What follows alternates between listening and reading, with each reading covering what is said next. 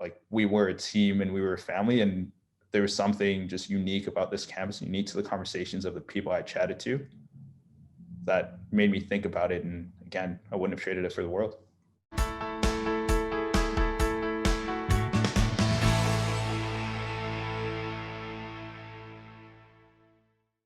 I'm Glenn Herbert, and I'm an editor with Our Kids. We're speaking with insiders from Canada's leading private schools to gain insights into their programs, culture, traditions, and leadership. This includes insights from parents, alumni, and administrators. This is the Our Kids Insider Perspective.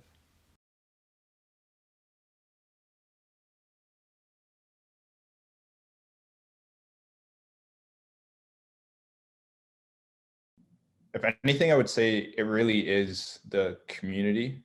And while you'll see a lot of people actually like say, oh, my school has the best community or whatnot, I've been known to actually swap that word a little bit more and turn it into family.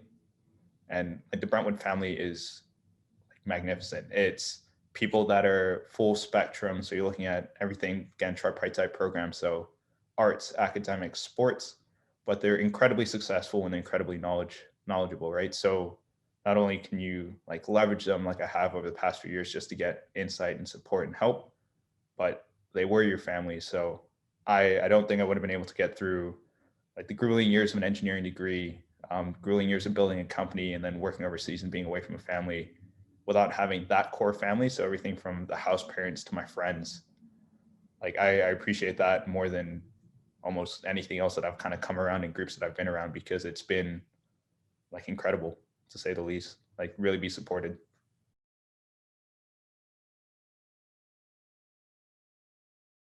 I think unique to Brentwood, even from what I've seen, because again, like going to some of these other schools, like I toured them, we play them in sports teams.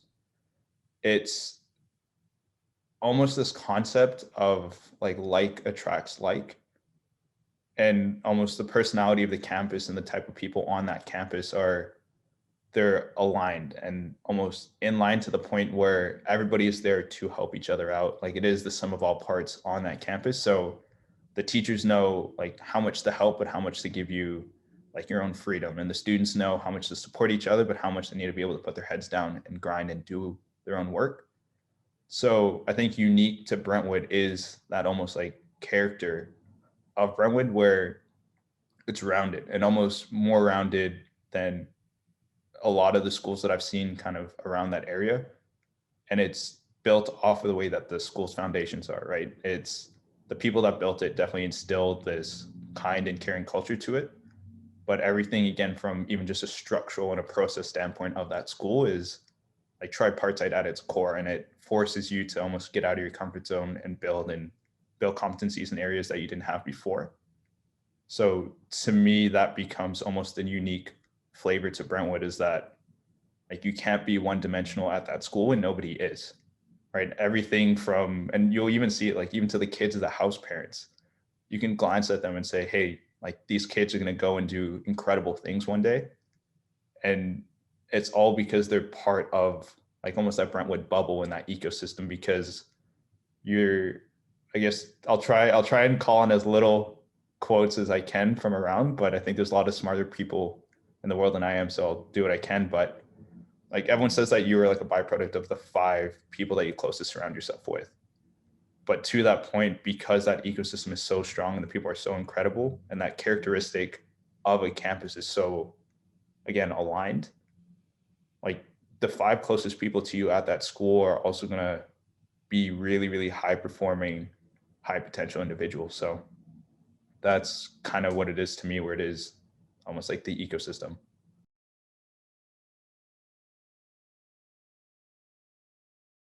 Caring, like the support network there is immense. It's reliable in all facets, right? Everybody on that campus, you can sit down and have a conversation with, and they're there. So that becomes another, again, caring and reliable are roughly similar and in the same kind of space. And I'll try and keep the number of these down, but high achieving and ambitious would become the second side. I think you'll see it in the phrasing of the school and the way that people look at look at it, and almost even the way that the students on that campus carry themselves, it's, hey, we're here for a purpose, we're here to do great things, and we're here to learn. And you don't really find that in a lot of campuses. And again, I grew up globally, right? So I was born in Calgary, moved to Saudi Arabia.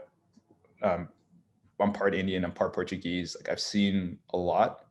And to that point, like, that is a high density of high performing individuals. So the ambitious side is definitely there. And the kind of last generalized personality trait that I would put towards the campus and the individuals there,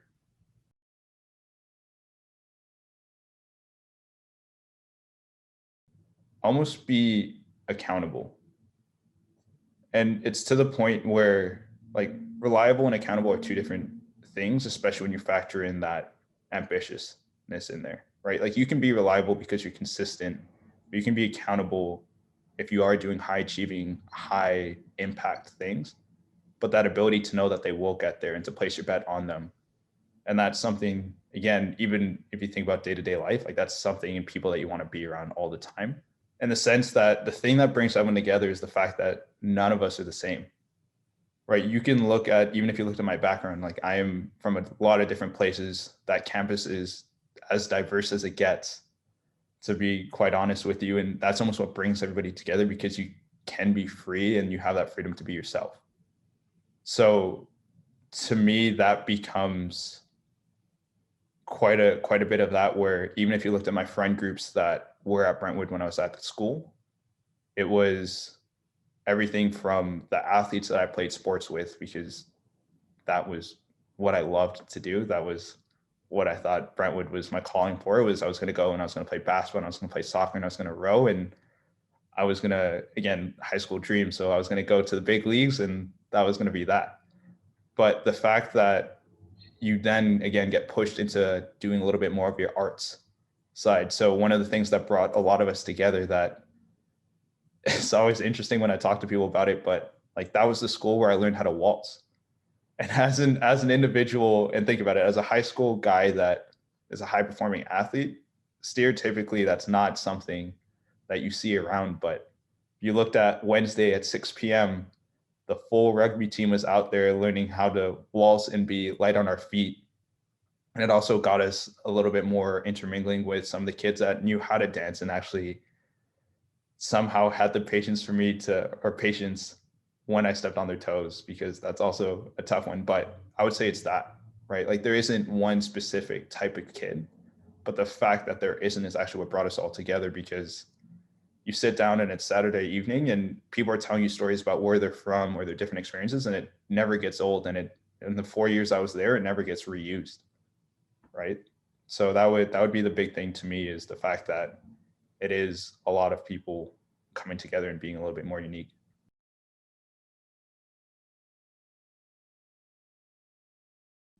One of the things that Mr. Patel did when we were there, that I think was something I didn't like when I was there, but learned to appreciate right after, is make sure that my top button, when I was wearing like a fully buttoned down shirt, was done all the way out, that my tie was tight, and that it was everything in order, right? That was something that as a student, you're sitting there and you're like, do I really need this all the time? But it comes back to, again, that how do you represent yourself? How do you carry both what you're trying to do as a person, but the people that are supporting you, because you're a reflection of them as well. So that was one of the more unique things that I got almost repetitively, like, learned and kind of accustomed to. Same thing where it goes back to like a firm handshake. There's maybe a finite amount of schools around the world where that becomes something that they sit down and focus on and say, hey, like, make sure that you grip people's hands the right way, make sure you look them in the eyes, and make sure, like, again, you have your posture right. But again, some of the more smaller things that you didn't learn until you're on the campus, like, even if you look at Saturday mornings, we have number ones, and that's cleaning your room to the point of a dust inspection. And to a lot of kids, that's like, it almost feels like regimented and military, but it grew that sense of almost pride in both, again, yourself, but your community and who's there, and that respectfulness of everything and everybody's time that's getting put into it. there's so many small things that you pick up that actually like shaped who I am as a person. And you can see it in the way that my fellow like Brentonians operate in the world around them, right? A great example from last week is like picking up after yourself. So you're in a cafeteria, it's massive, it's messy, there's kids all the time, but people will wipe down the seats after them. They'll wipe down if they spilt anything. They'll make sure that they clean their plates and they give it to the cafeteria helpers and they say thank you, right? That ability to understand and be grateful for what's like available to you is something that gets instilled there. And again, it's not this bright and shining value, but it's core to building almost your next generations of leaders. And it's core to building somebody as an individual that is a little bit more mentally, call it mentally sound, mentally healthy, and mentally happy. So those would be a little bit more of the more nuanced and one-off ones that I would say are really, really valuable and that help me become a better person, because if you're a better person, you are a little happier, you'll bring more and more people around you. And I learned a lot of that from just being able to live life the way it should have been on that campus, which I quite enjoyed and I'm, again, quite grateful for.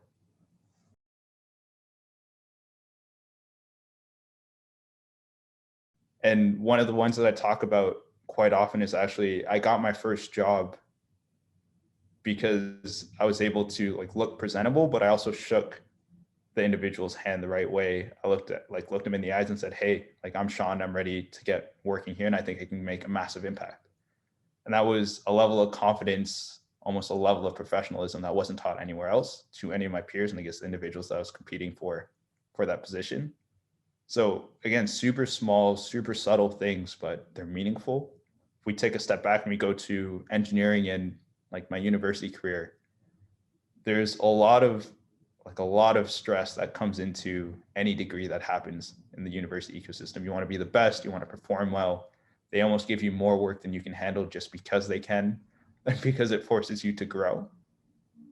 But to that point, Brentwood was perfect for that. One of the other alumni that I was chatting to who actually like works with my company with me said that Brentwood was like university on training wheels. And that I don't think that could be more true than it is.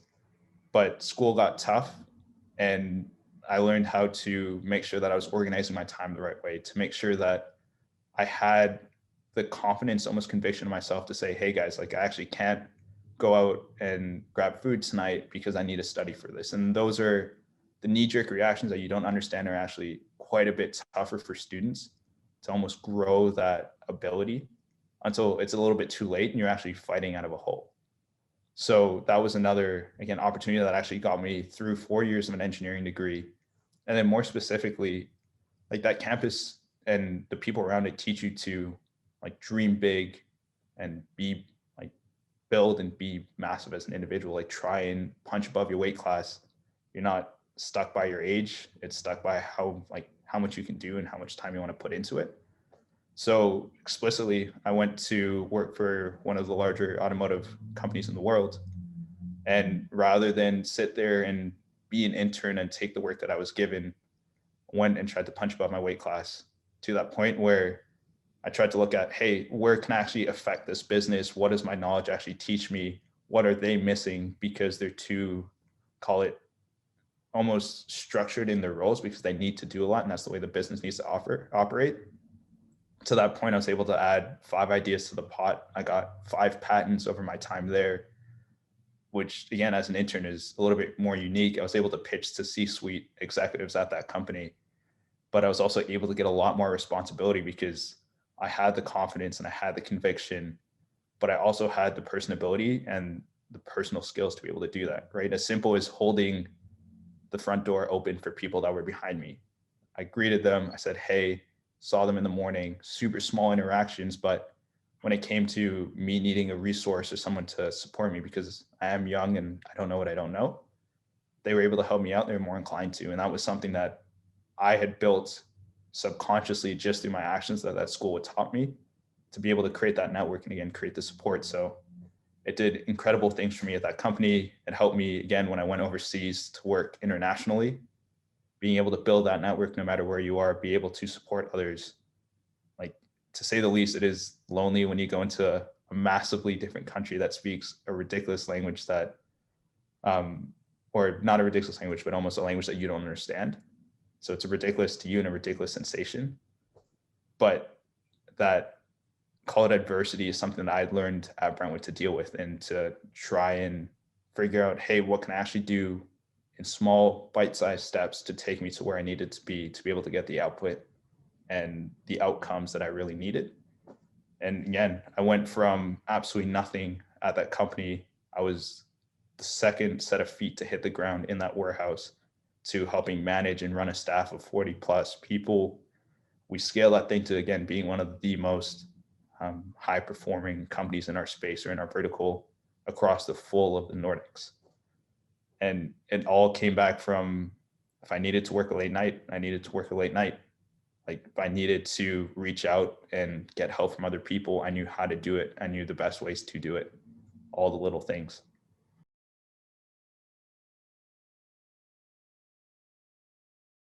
Yeah. So the answer to this question is actually something that I don't think most people will expect. So I knew nothing about the school up until the day that there was a campus rep. So Clayton Johnston came to like Daharan High School, which is where I was, sat down and was talking to students and saying, hey, there's this incredible, like gorgeous campus in Mill Bay that we think we have something special here. And up until that point, it was the classic high school mentality for me. I was going to go to where my friends were going. We were going to go play on the same sports teams because we always had. We were going to go again, make it to the big leagues, and that was that. And I chatted to this individual, and he was almost eye-opening to show me like what I could achieve and what that campus could provide me with.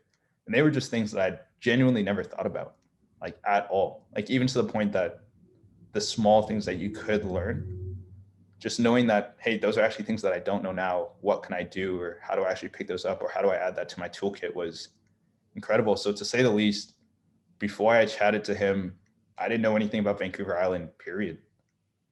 Right? I was born, grew up, spent a bit of time in Calgary. A lot of our friends were in Toronto. A few of them were in Vancouver, and I was in Saudi Arabia for the majority of my life.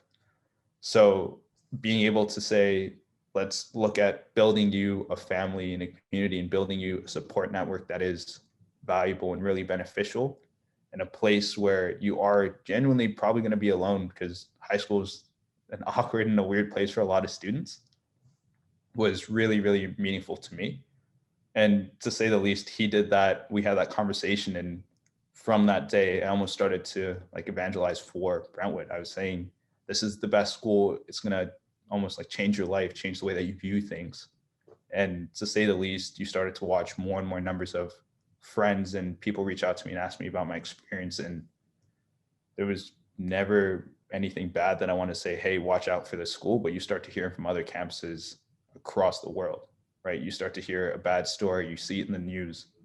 But this one almost gem of a campus, gem of a school, somehow never came up my radar. And had it not been for that conversation, I would be a very different individual.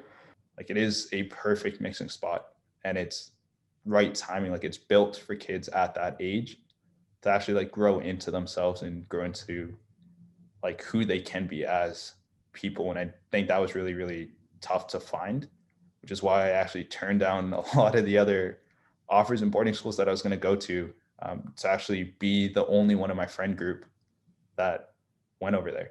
And that was a huge decision for me, because I'd lived and done everything for these kids sporting wise. We wore the same shirts, dyed our hair the same way. We were a team and we were a family. And there was something just unique about this campus, unique to the conversations of the people I chatted to, that made me think about it. And again, I wouldn't have traded it for the world.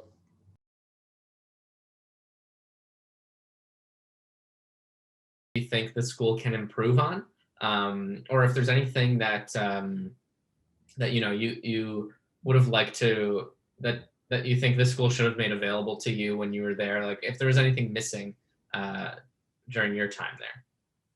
It's just making sure that the students are like cognizant of their abilities and can get there. But to the point that when I was there, I was trying to compete CrossFit at a national level. And that was unique to me. And there's not a lot of campuses or kids on that campus that would wanted to have done that. But the school got behind me because I showed that it was an interest that I wanted to have. And I think that flexibility of the school being able to support you and almost build out this structure and this network for you, they connected me to athletes that had graduated from the school, some of the like assistant staff that had previously been like on the UVic Vikes and played strong rugby. We started to have sit down conversations on what did this look like, but that was almost unique to me. Can we find a way as a campus to make sure that people know that those are systems and processes, and there is like this extra level of, hey, if you want to learn this, or if you want to do X, we're here to help you. I mean, when I was there in grade 10, there was called the skeleton of a debate program and a Model United Nations program. By the time I left in grade 12, one of my best friends on campus was helping head it. They were winning awards left, right, and center. And it's great because it takes the initiative of one individual to do that. But that was almost something that until I had seen that happen a little bit, I didn't know that was something that we could do. So I would say just as a campus, be a little bit more, I guess, vocal on like you can do anything on that campus, but it is like a little bit more of the onus on the kids as well. So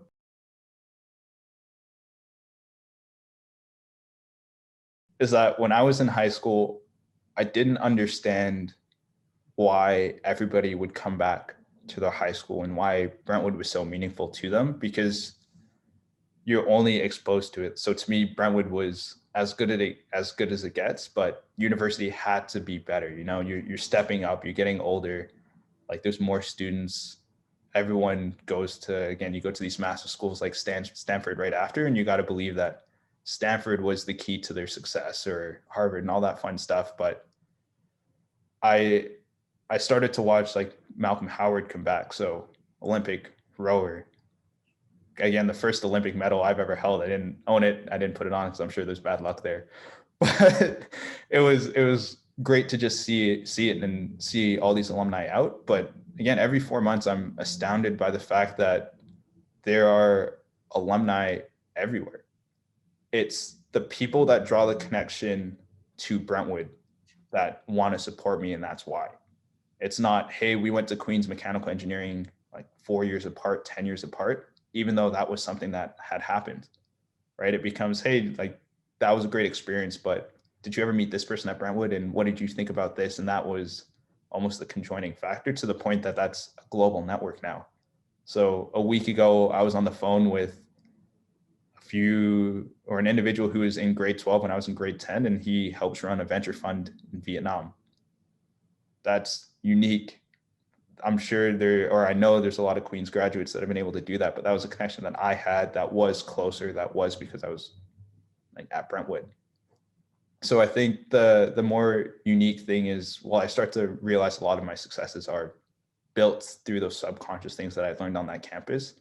I'm still continuously astounded by the fact that that network is international and still like beneficial and vital to the way that I've been growing as an individual and continue to grow professionally, to the point that two of the individuals that used to work, or one still works, but spent time working with my company, both came from Brentwood, both started to own segments and prove massive growth, both for the company and for themselves. And you start to understand why it happens, right? It's, you can start to find the lowest common denominator and the thing that carries across all of them, and it becomes that school. So to me, that was actually the most unique and fascinating thing to me, is that it still continues to provide value, and it's massively beneficial in terms of who that network is and what they've done. Like take a look at the old extraordinary Brentonian awards.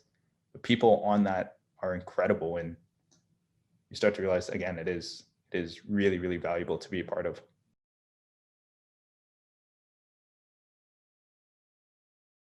Well, I'll think about this from the perspective of my nephew, and I have full-heartedly told him that he needs to go to Brentwood, and like I would find a way to help pay for it if that's something that could help out. But to me, it was, if I look at him, I would say I want him to go to Brentwood because I want him to have that conviction and that confidence in being himself. Right. And that's almost as simple as it gets. Because at that age, if you can grow into who you are and you have that freedom to do that on a campus that isn't judgmental but is supportive, like that allows you to be the best version of yourself, but also be as effective as a person, because now you're not pushing against the bounds of, I don't really want to be, call it an engineer, but here I am because I think this is the path I need to take to get to that X output that we chatted about again 20, 30 seconds ago. But you can actually get into the school and say, you know what? I thought I really liked analytical sciences, but turns out I love music. And now you found somebody that has a way, way more fulfilling, call it time expenditure daily, but a fulfilling life. And they are excited about it and they are happy. And to me, again, we go back to leading questions, but like, do you want your kid to be happy? Right. And for me and my nephew, I say, yeah, like I love him. I think he can do incredible things in the world. And I think he's brilliant. Again, a little biased. But if we start to look at that, and if those become the core of like, do you want to be successful? Do you want to be happy? Like, what are the fundamentals of that? And the fundamentals become like, can he learn at the right time, again, within that time frame that you are at that campus, to be who he is, to figure out who he is, and to figure out what will make him tick. And I think that campus is going to be the best way for any kid to be able to do that, regardless of, again, across the board, regardless of who they are. Right.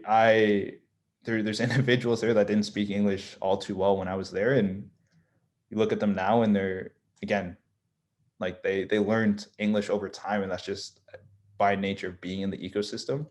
But they also found out that they loved doing everything from, again, music to video games.